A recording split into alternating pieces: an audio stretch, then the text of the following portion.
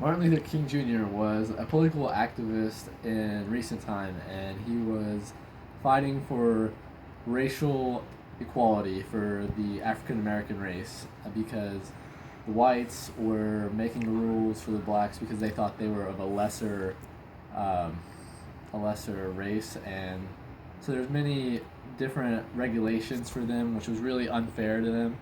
So he was the voice for the African Americans while they didn't have one.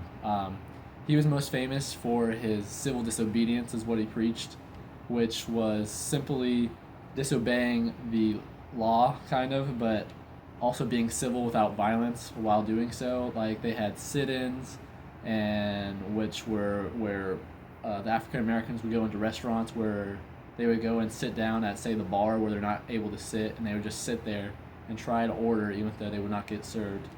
And a lot of them led to violence, but however, they did not show any violence. It was all the white men and women.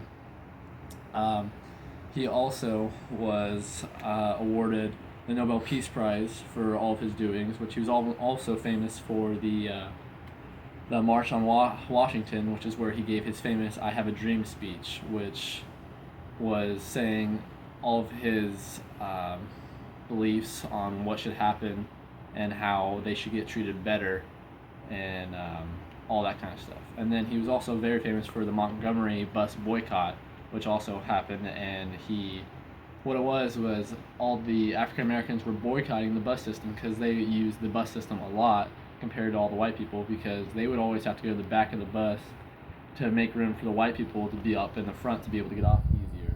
And so they didn't like this, so they boycotted it, so they wouldn't ride the bus at all anymore. No African Americans were allowed to ride the buses, and eventually the bus system became very poor.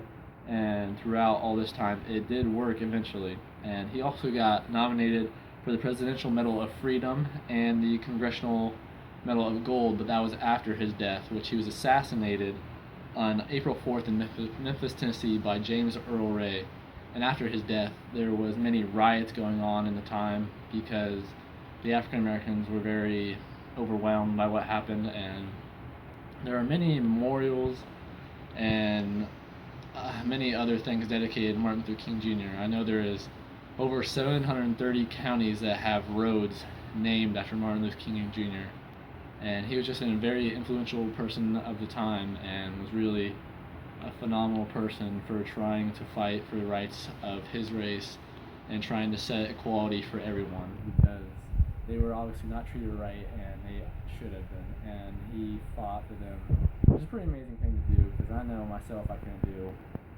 And he was a phenomenal speaker, which I'm not the best, but and I think his "I Have a Dream" speech was one of the most famous of all time, of all speeches, and that's it.